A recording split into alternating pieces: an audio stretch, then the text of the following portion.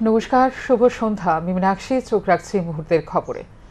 দুর্ঘটনা রুখতে রাস্তার পাশে দাঁড়ালো কচি কাচারা। দ্রুত গতিতে বাইক গাড়ি না চালানোর বার্তা দিল তারা। এই দৃশ্য ধর্মনগরে কচি কাচাদের।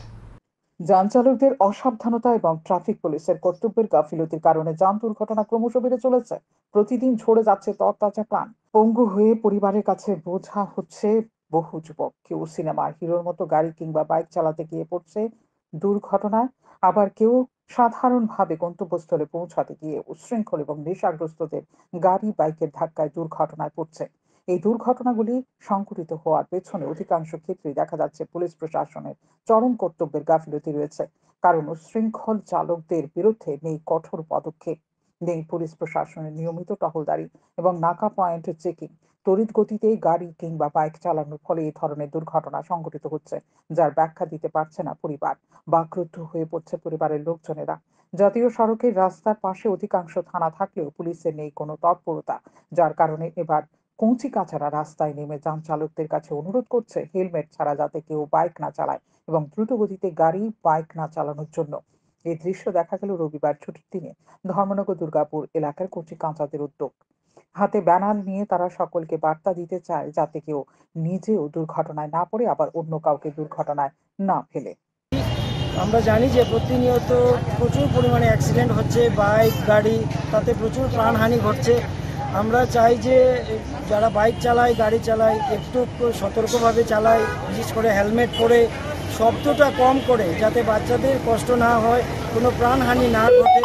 তার জন্য আমাদের বাচ্চাগুলোর সাথে যখন আমরা আলোচনা করি, ওরাও এগিয়ে আসে যে আমরাও যেতে চাই, এই মেসেজটা দিতে চাই সব আঙ্কেলদের, যে গুরুজনদের যারা বাইক চালায়। বিশেষ করে আজকে আমরা দেখতে পাচ্ছি সানডে থাকাতে প্রচুর বাইক চলছে, কিন্তু বেশিরভাগেরই চালকের মাথায় বাইক নেই।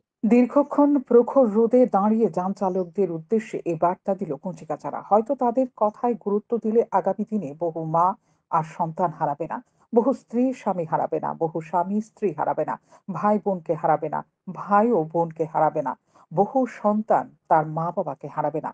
এমনকি স্বামী পঙ্গু হয়ে ঘরে বসলে স্ত্রীকে এক কাজ খুঁজে রোজগার করতে বাড়ি থেকে বের হতে হবে না। বহু যুবক ছেলেকে ঘরে বিছানায় শয্যাশায়ী রেখে বৃদ্ধ মা বাবাকে কাজ খুঁজতে হবে না। শান্তন টিভি। লোকসভা নির্বাচনের আগে ইস্যুহীন টিপ্রামথার গেম প্ল্যান শুরু। কেন্দ্রের সাথে চূড়ান্ত সিদ্ধান্তে পৌঁছতে না পারায় বোবাগ্রা আমরণ অনশনে বসতে চলেছে বলে রাজনৈতিক সূত্রে খবর।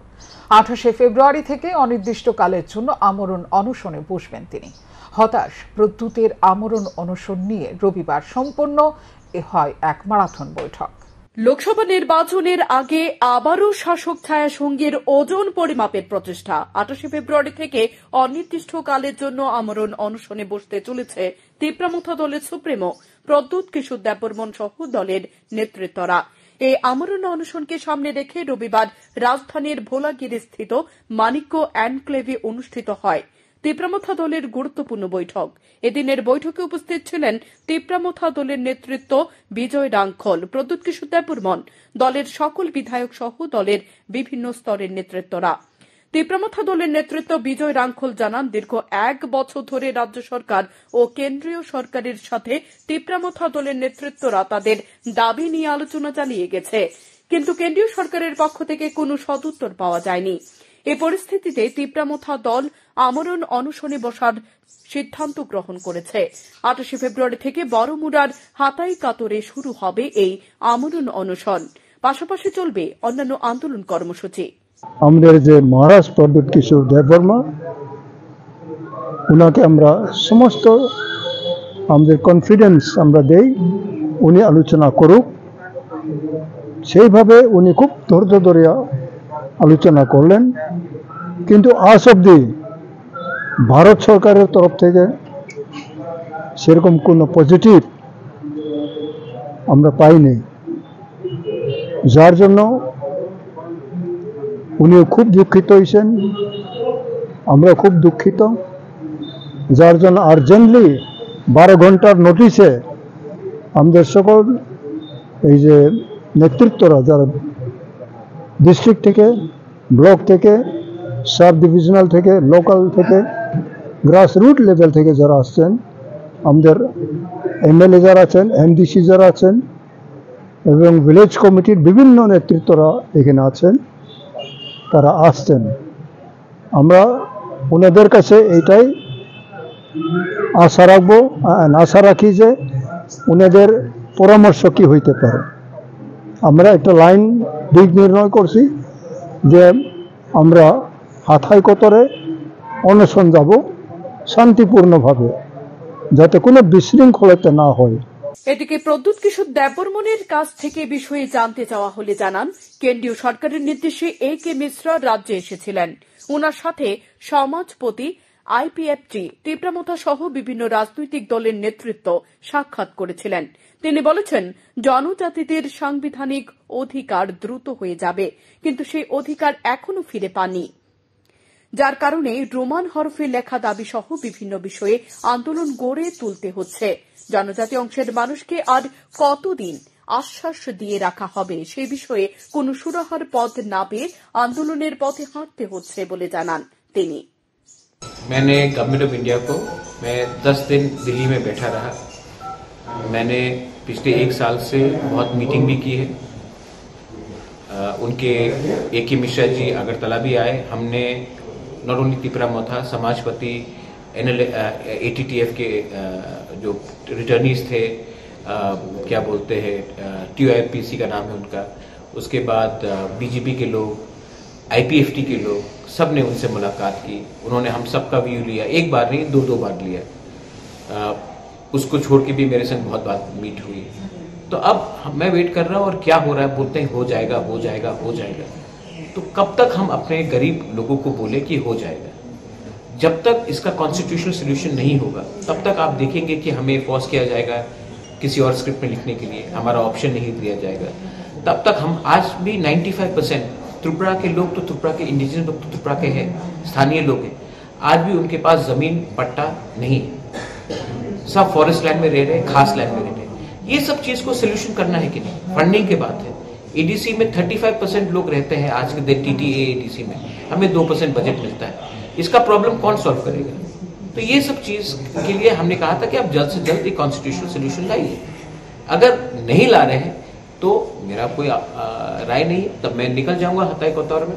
मैं बीमार हूं, ठीक है, लेकिन महल से भी कभी कभी राजा को निकलकर जमीन में आकर गरीब के जैसे भूख में जाना चाहिए।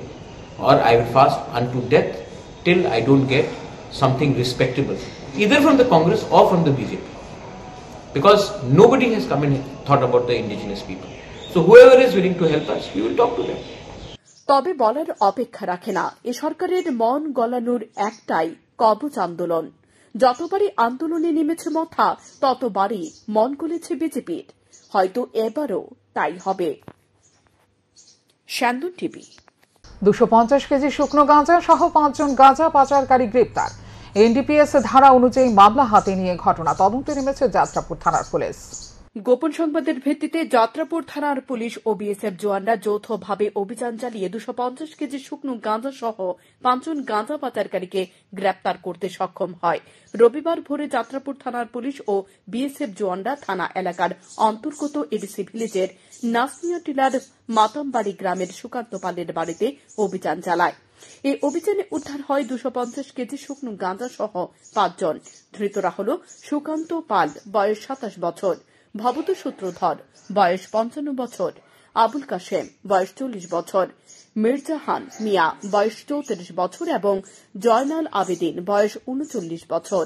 ধৃত 5 জনের বিরুদ্ধে NDPS ধারায় মামলা নথিভুক্ত করে রবিবার দুপুরে আদালতে সোপর্দ করে যাত্রাপুর থানার পুলিশ।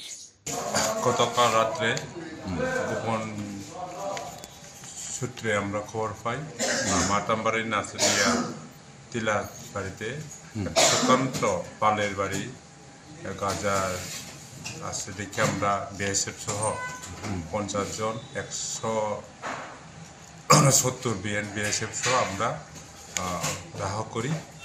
ধাওয়া করে স্যারে আমরা ওইখানে প্রায় 250 কেজি আমরা গাঁজা উদ্ধার করি এবং আমরা এর সাথে সাথে সুকান্ত পাল এর সাথে সাথে 6 জনকে অ্যারেস্ট করে আমরা থানায় নিয়ে আসি। মোট আসামি কয়জন? মোট আসামি 5 জন। আজকে আমরা আইনগতভাবে কোর্টে প্রডিউস করব। শান্তন টিভি। রবিবার ভারতীয় জনতা মাইনরিটি মোর্চা সিপাহীজলার দক্ষিণ জেলার জমায়েত অনুষ্ঠিত হয়।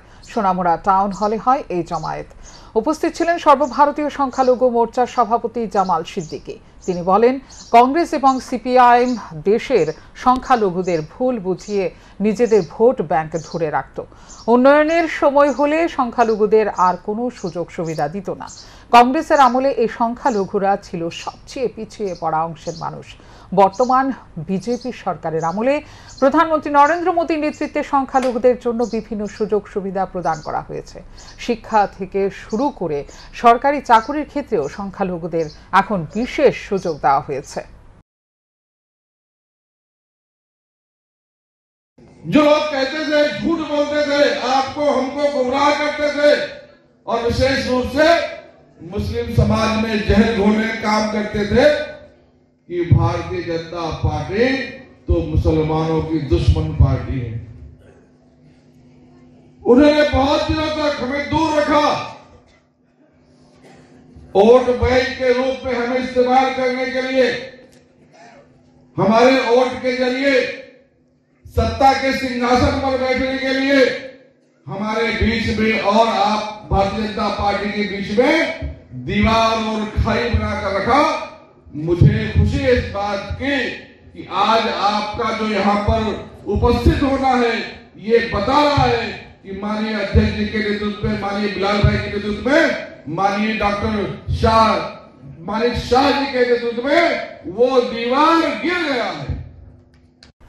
রাস্তার পাশ থেকে উদ্ধার এক ব্যক্তির অস্বাভাবিক মৃত্যু। মৃত ব্যক্তির নাম বিমল বৈষ্ণব, বয়স আনুমানিক 50।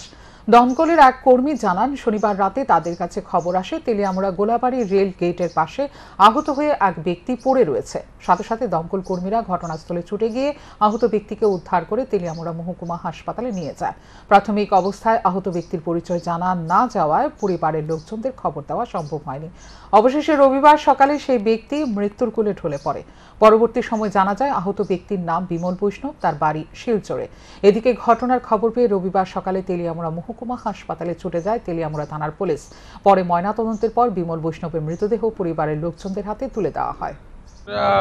কন্ট্রোল রুম 112 থেকে একটা কল আছে যে একটা লোক করে রয়েছে এই গোলাবাড়ি চেকপোস্ট রেলগেটের সাথে। তারপরে আমরা সাথে সাথে গেলাম, গিয়ে সেটা লোকটা পাইলাম, নিয়ে হসপিটালে এখন হ্যান্ড ওভার করলাম। মৌমাছির কামড়ে আহত 10 থেকে 12 জন, এর মধ্যে 4 জনের অবস্থা গুরুতর। বর্তমানে বিলোনিয়া হাসপাতালে চিকিৎসাধীন তারা। ঘটনাটি ঘটে রবিবার 11:30 নাগাদ বিলোনিয়া থানাধীন সুকান্তনগর গ্রাম পঞ্চায়েতের উত্তর বিলোনিয়া এলাকায়। এক ঝাঁকে মৌমাছির আক্রমণ শুরু করে এক বয়স্ক ব্যক্তিকে। বৃদ্ধের চিৎকার করার পর এলাকার মানুষেরা ঘর থেকে বেরিয়ে আসার পর তাদের ওপরও আক্রমণ শুরু করে মৌমাছি।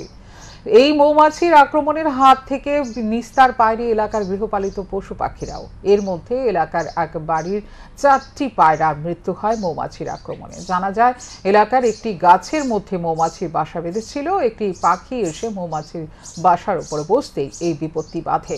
তারপরে মৌমাছিরা ঝাঁক বেঁধে আক্রমণ শুরু করে এলাকাবাসীদের উপর। একদম বড় একটা জিজ্ঞাসা আছে, ওটার মধ্যে একটা বড় মধুর বাসা আছে। হঠাৎ মনে হয় একটা পাখিটাকে বইছে, একদম খুব বেশি পরিমাণে মধুপোক এসে আমার বাবা ছিল আর বেশ পাড়ার লোক 10-12 জন ছিল, সবাইকে একদম এলোপাতাড়ি কামড়িয়ে একদম খুব খারাপ অবস্থা। এখন হসপিটালে ওরা অ্যাডমিট আছে। কৈলাসহরে বেসরকারি বিদ্যুৎ সংস্থার অবহেলার বলি হলো এক গাভী। ঘটনার বিবরণে জানা যায়, কৈলাসহর টিলাগাঁও গ্রাম পঞ্চায়েতের অন্তর্গত আলী উপস্বাস্থ্য কেন্দ্রের পশ্চিম প্রান্তে বেসরকারি বিদ্যুৎ সংস্থা সাই কোম্পানির একটি ট্রান্সফরমার রয়েছে, কিন্তু এই ট্রান্সফরমার অত্যন্ত বিপজ্জনক অবস্থায় আছে। তার মাটিতে ফেলে রাখা অবস্থায় রয়েছে তার। রবিবার এর সংস্পর্শে গেলে ঘটনাস্থলে মৃত্যু হয় গাভীটির। পরে গাভীর মালিক আমরেদ মুস্তাকিম এসে পাড়া প্রতিবেশীদের জানান। সকলে এসে কৈলাসহর ইরানি থানার পুলিশকে খবর দেয়।